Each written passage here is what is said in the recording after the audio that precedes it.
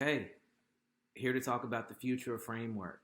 And what this presentation serves to do is really synthesize all of the things we've talked about or talked around in relation to Framework. It also adds a few elements in that ultimately strive to get us to that vision of empowering entrepreneurs, economically empowering entrepreneurs. So let's dive into it. However, there is a little bit of like prerequisite reading.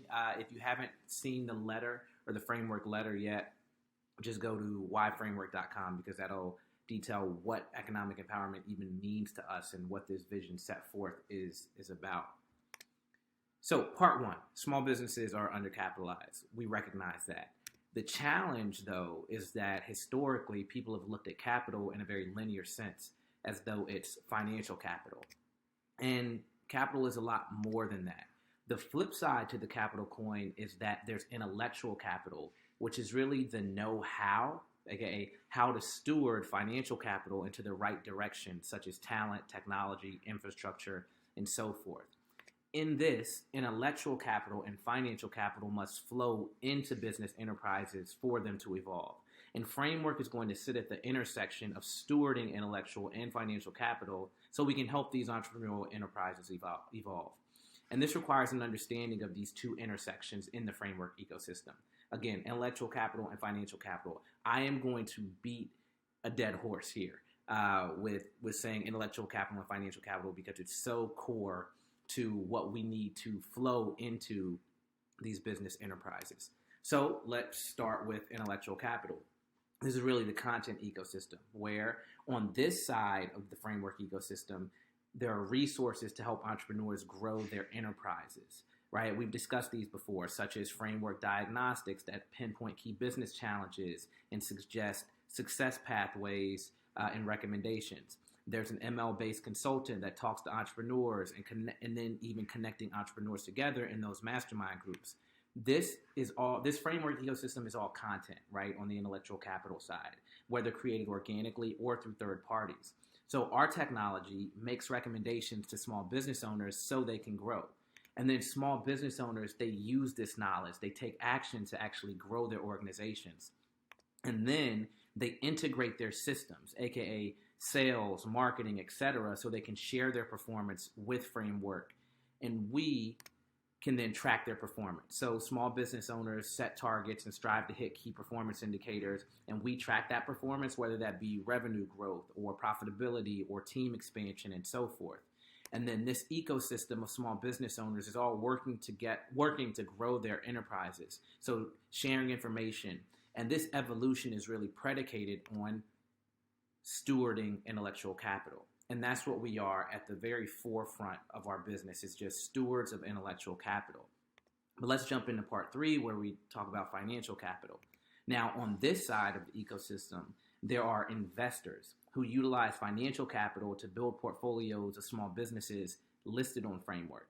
Now, unlike traditional investment marketplaces, however, the capital utilized to make investments in small businesses who are in Framework is going to be built atop the blockchain. So as small business performance is publicized, investors have the opportunity to invest via a native Framework currency, which ultimately creates this marketplace of liquidity to fuel business growth. So let's use a story to illustrate how this can work. So this is Karina. Karina owns a bakery in Detroit, and she decides to use Framework as a way to grow her bakery business. By using Framework, she connects with other entrepreneurs, potential bakers in different locations, sharing tips and insights. Then she starts to explore other aspects of Framework, such as the business diagnostics, where she can see how she stacks up against her peers, like other bakers across the country.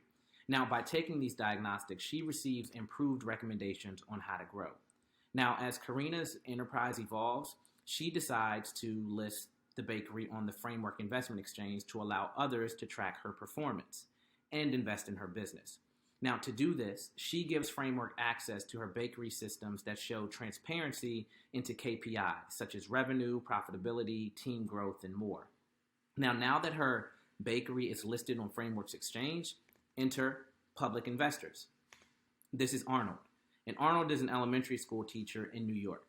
So he decides to use Framework to begin investing in small businesses. and he sees that Karina's bakery is listed on the exchange and has exceeded quarterly expectations for the past year. So he decides to invest in the bakery using Framewrk's in-app currency. He deposits money and purchases shares in Karina's bakery, as well as a few other bakeries in big cities. As he builds his investment portfolio, he receives regular updates and can eventually branch out to other types of small businesses to invest in. Operating similarly to a stock market, Karina's bakery tracks to performance targets. Investors like Arnold continue to build their portfolios, and all parties participate in this relative stock price fluctuations. All of these positions are traded within the Framewrk ecosystem. Now, let's zoom back out for part 5. And again, intellectual and financial capital.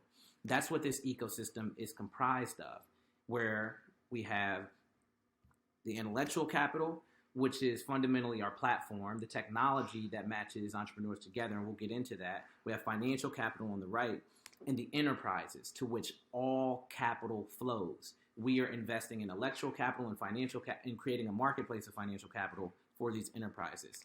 So the intellectual capital is fundamentally our platform, right? That's our technology that matches entrepreneurs together, facilitates diagnostics, provides recommendations, and more. It's everything content-wise that helps business owners build enterprises. The financial capital is what the public uses to incentivize better business performance and to build their investment portfolio. Since the native currency is built on the blockchain, its utility and therefore its value is not limited to exclusive use within Framewrk. It's able to be listed on other external exchanges. So utilization in Framewrk and on exchanges should create this flywheel effect of utility and ultimately value, both reinforcing each other. So again, on one hand, it's a native currency being used for investments, and on the other, as an investment itself on exchanges. So the utility of the currency is driven up in the Framewrk ecosystem to create this flywheel effect of value for the currency across the board, aka currency is used for investments, and on the other hand, as an investment itself in exchanges, just reiterating that. So these exchanges are public platforms on which the currency is listed that partially drives the value of the currency in the Framewrk ecosystem, right? And the goal is to generate enough in Framewrk ecosystem value from people using it and investors to drive the currency's value across the board relative to the dollar, right? The USD currency. Now, this should create more valuable liquidity for business owners, enterprises, financial capital, right? Which is driven by the intellectual capital shared within the Framewrk ecosystem among business owners. So what this is really a revised economic vehicle to empower entrepreneurs. It's capital that is invested in the enterprises, fueling growth connected to public interest and investment, ultimately getting us to stage 3 of the Framewrk vision, which you see if you visit whyframewrk.com. So I think it's important that we prioritize a lot of this stuff. And how I look at it is what drives immediate value and what are the incentive mechanisms within this platform itself.